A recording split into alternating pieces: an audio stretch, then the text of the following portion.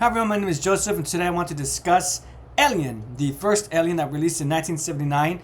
It was, give me a second, I believe it was directed by Ridley Scott, but I believe it was not written by Ridley Scott. Yes, it was. The story was written by Dan O'Bannon and by Ronald, I'm probably not going to pronounce this correctly, Ronald Shachette. And the cast of Alien 1, I'm going to go ahead and state the whole cast just because it's not very large.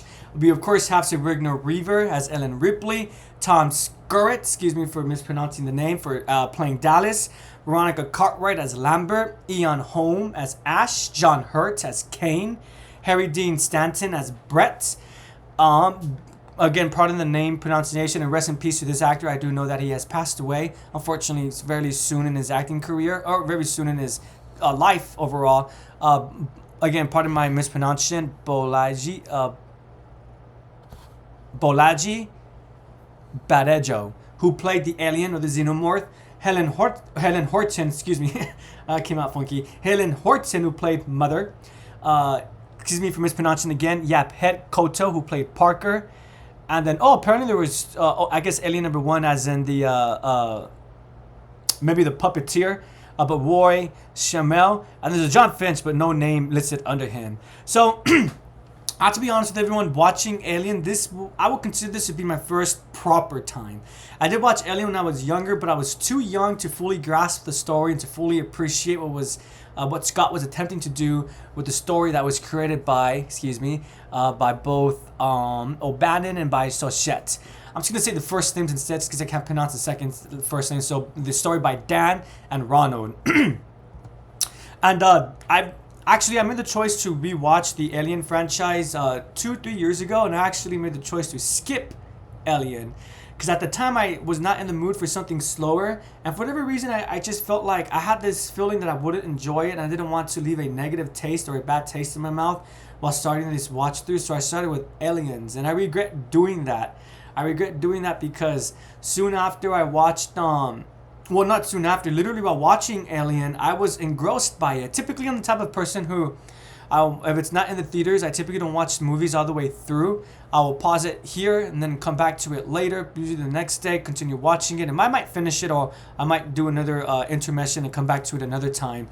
I did not do that with Alien. I watched it all the way through, and I'm shocked that I did so. For me, whenever a movie is able to do that, for me personally, it's a sign that it's a strong movie with a lot of great characterization and storytelling. And it is true the movie does start a little bit slowly, but I would argue that the way that it begins, it's to help us set up the atmosphere, the setting that the movie is trying to base itself on. I have to say that once the movie does begin, it really does, although it's slow, it moves in such a way where one can't help but be excited with the crew. They are told that there's an emergency transmission. The crew goes into this planet. There's, of course, issues with this landing craft. This planet does look very alien. Individuals make the choice to go through this storm to find this transmission and where it's coming from. The discovery of this alien ship, this alien being. I'll just go ahead and stop right there. But again, although it is slow, I feel like the movie does a very good job with its pacing. One is able to go from one set piece to the next set piece and do so in such a way where one is taking in all the atmosphere, the details, the landscape, and everything like that. And of course, this would be very boring if the characters were not the way that they were. I'm happy to say that the cast, every single one of them, was brilliant. Even the character that one did not like, and if you've seen Alien, you're probably knowing who I'm talking about, Ash. Ash was so irritating. In fact, the fact that I found him so irritating is a strong sign that the actor did such a good job of portraying that character. I found Ash to be the real villain, the real antagonist of the story, whilst the Xenomorph was definitely, for me at least, a secondary antagonist. Something that was more animalistic, while Ash was much more calculating. And it was crazy to find out that Ash's spoilers, but Ash is a android. So I didn't find that to be shocking. I had a feeling he was, just because of the way that he was acting. He was so cold, and a lack of empathy, a lack of sympathy. To be frank, a lack of human-like behavior in terms of more emotional actions. So when it got revealed that he was the android, it didn't feel disappointing. It just felt like it was part of the pacing, as if the movie was kind of like, you caught it, awesome. And look at this android, what he's going to do. Now that you know what he is, he's going to get even worse. And the fact that he was attacking the crew, attacking Ripley. The first time I disliked him is when he disobeyed Ripley's orders about not letting in the coroutine, and disobeying that letting in the crew after Kane gets infected. But let's go ahead and discuss the rest of the crew. Again, how do I know when a movie is really great? Another element besides for me finishing the movie, besides for me really being engrossed by the characters, be they the antagonist or protagonist, but it's also when I already know how something is going to occur, but I hope against that fact, even though it's factually going to occur, it's a conclusion that cannot be changed. I still hope that that conclusion will be avoided somehow. Even though it's been a while, a long time since I saw Alien 1, and I don't really remember the story at all, I was aware that the crew for Alien 1 perishes. Of course, right? When you watch Aliens, it's discussed right there. Ellen Ripley's the only survivor. She's the last survivor.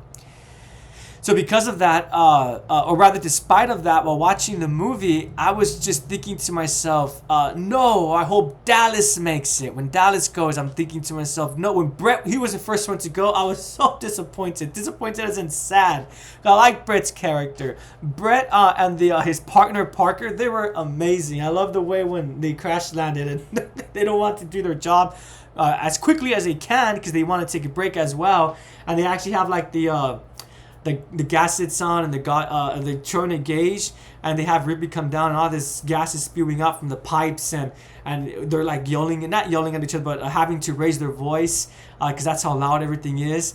And as she's walking away, Parker turns off the gas is spewing out, the air, whatever. Everything just gets quiet, and Parker and Britt are both laughing. And before they turn it off, Parker's like, "Hey, Ripley, come back here, come back here!" Again, raising his voice because of the steam coming out in there. I mean, not steam, the air, whatever it was, right? Just the character interactions between everyone was amazing and very well done. Again, when Britt was eliminated by the alien, I was so sad, so disappointed. I was hoping Dallas would make it. I usually don't get into jump scares, but this jump scare did get me. When Dallas turns around, there was the alien. And part of why it got me was because I was falling for Dallas. I was going, "Oh, come on, Dallas, come on." And I was like, "Oh, he's going down the stairs. He has to be okay." Imagine if it was just looking straight and the alien, or a shaft just straight through and the alien coming at you. I was hoping against hope that Dallas would make it, but then of course when he gets to the bottom of that ladder, who was it, Lambert? Yeah, Lambert, she tells him, "No, don't go that way, don't go that way." And then when Dallas turns around, there's the xenomorph. When Lambert and Parker were working together to get the materials that they needed to meet up with Ripley to get out of the Nostromono, again, I was so disappointed in the fact that they were going to die. Not disappointed because I was disappointed in the story, just disappointed in the fact that we're going to die. They were going to live. I love these characters, and it's amazing because usually in these kind of movies, one doesn't care about the cast. The only times the crew really matters is for like sci-fi adventure stories, things like The Expanse, Firefly, Mass Effect. When it comes to a sci-fi horror setting, though, typically I would argue that the cast, the crew of a ship usually doesn't matter as much. There are exceptions here and there. Like I had to rewatch. Oh no, I just had the name in my head as well. Well, a lot of fans of Warhammer 40k consider it to be the prequel, but it's not officially tied with the Event Horizon. Excuse me. I think they did a decent job with the cast, the crew in that movie, but again, I have to rewatch it to confirm. But I was so shocked that I was getting so emotionally attached to every single one of these characters. And I especially loved how, despite this movie coming in 1979, I am going to get into a little bit of racial issues.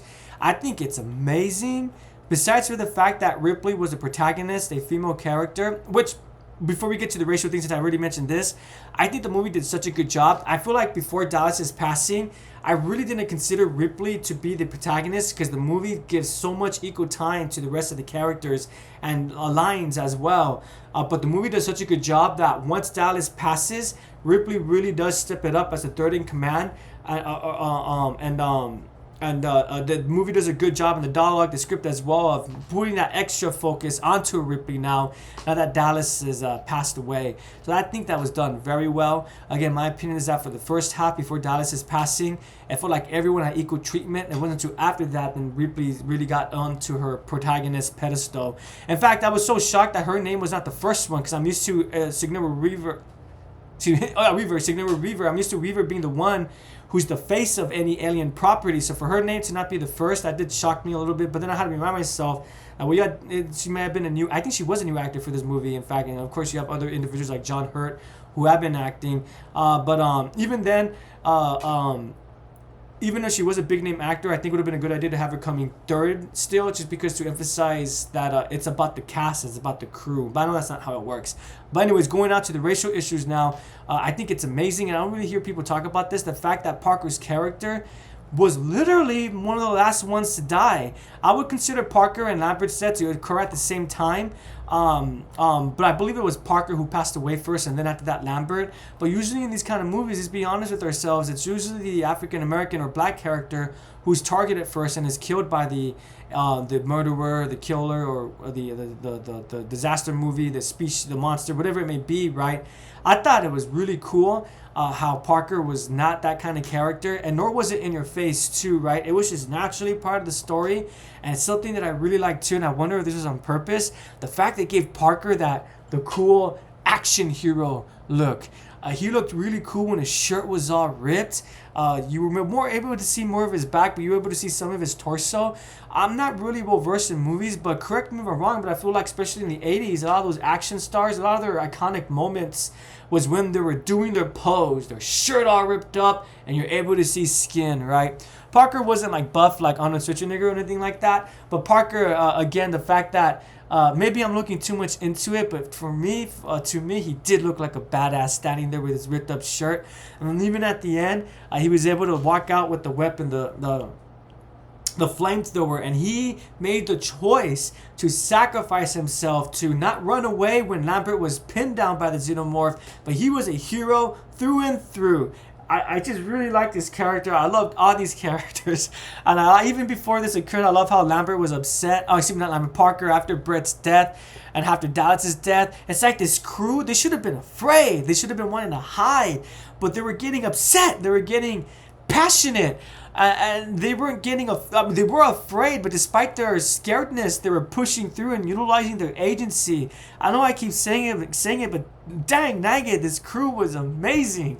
I could definitely see myself rewatching this movie, and I'm going to just enjoy it because it was just so much fun to be on this journey with this cast, specifically with this crew. I'm gonna keep saying crew because I want to stick with the movie.